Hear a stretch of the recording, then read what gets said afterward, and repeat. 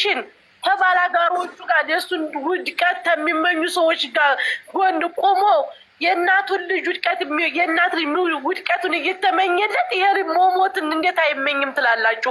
እንዴት መሄድን አይመኝም ትላላችሁ? ማርያምን በባዲዎቹ አይደለም በእናቱ ልጅ ራሱ የእናቱ ልጅ ራሱ ለሱ በቂው ነው። እያየማው ነው ያለው።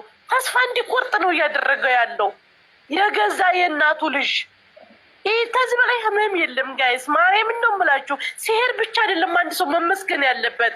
ለምን እንዴ? ለምንድነው አብርሃም አመድ ያፋሽ ሆነው?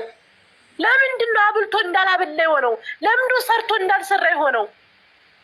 ማርያምን ለምን እንዲ? ለምንድነው ግን? ለምን ግን አማችሁም እንዴ? ግን እግዚአብሔርን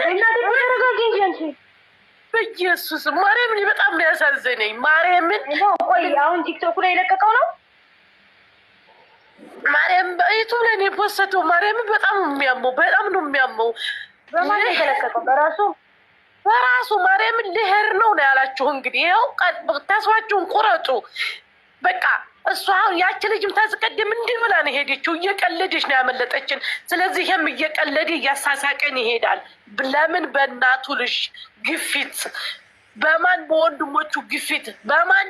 በሩታ ይቺ ሰው በላ በሆነች ልጅ በእሷ ነው የሁሉ ነገር አጥቶ ሊሄድ የተዘጋጀው። መቤቴን ተውት፣ በቃ ልጁን ተውት።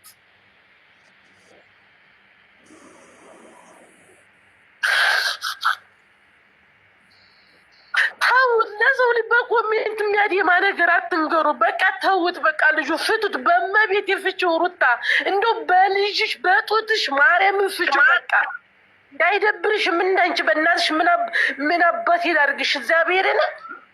እንደው ትንሽ ሴትነትሽ ራሱ ትንሽ እንትን አይልሽም እንዴ? ነገ ልጅሽ እንደሚጠይቅሽ አታውቂም? አባቷ አንድ ነገር ቢሆን ልጅሽ ይጠይቅሻል። በነገራችን ላይ የአሁኑ ልጆች አባታቸውን በምን ምክንያት እንደገደልሽው ራሱ በምን እንደሚጠይቁ ታውቂያለሽ። 18 ዓመት እስከሚሞላው ብቻ ነው መጠበቅ ያለብሽ። ቢያንስ እንኳ ቁማችሁ ለማሰብ ሞክሩ ወንድሞቻችን እህቶቻችን። በኮሚ እንግዲህ በጣም አሳዛኝ የሆነው ማይክል ጃክሰን በፌስቡክ ላይ በፖስተተው ነገር እህቶቻችንም እንግዲህ ያዩት በጣም አዝነዋል። አብርሃም አንድ ነገር ነገ ጧት የሆነ ነገር ቢሆን ነገ ጸጸቱ ስላንቺ የልጅሽ አባት ነው ልጄ አንቺን ብሎ አይጠይቅሽም ወይ ሲሉ እንግዲህ ኮሜንታተሮች እንዲሁም አድናቂዎች በቲክቶክ መንደሩ እንግዲህ ሄርሜላ ከረሜላ አድናቂዎች እንግዲህ በጣም በሚያሳዝን ሁኔታ ለሩታ መልእክት አስተላልፈዋል ማለት ነው። ሩታ ግን ይሄንን ቪዲዮ ቢደርስሽ ብዬ ተመኘሁኝ። ምክንያቱም አብርሃም በጣም እየከፋው ሰሞኑን ልቡ ስብርብር ብሎ እየመጣ ነው ያለው። ወንድ ልጅ አንገቱን ሲደፋ በጣም ነው የሚያሳዝነው።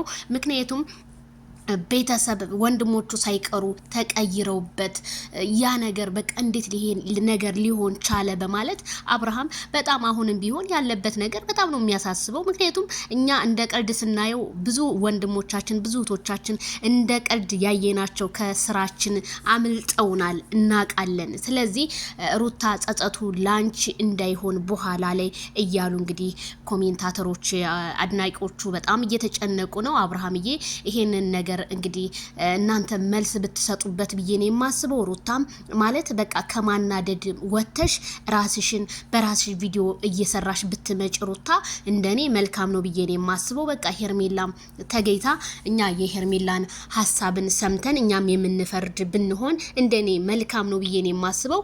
በጣም ነው የሚያሳዝነው እንደዚህ እህቶቻችን ልባቸው ስብርብር ብሎ እውነት የሰው ልብ አትስበሩ ይተበሮች። አሁን እንደዚህ ተጨንቀው በቃ ስንት ስራ አለ ምን አለ ብዙ ኃላፊነት ያለባቸው ናቸው በሰው ሀገር ላይ የሚኖሩ እህቶቻችን ሁሉም ማለት ነውና ለምን ግን ይሄ ነገር ቢቋጭ ብዬ እኔ አሰብኩኝ። የመጨረሻው እንደው ዛሬ ቢሆን ብዬ ተመኘውና እህቶቼ በጣም ነው ያሳዘኑኝ። እንደዚህ ተጨንቀው በቃ እያለቀሱ ነው እየተናገሩ ያሉትና እባክሽ ሩታ ይሄን ነገር ብታቆሚ ባይኔ ከስድብ ውጭ ብንወጣ መልካም ነው።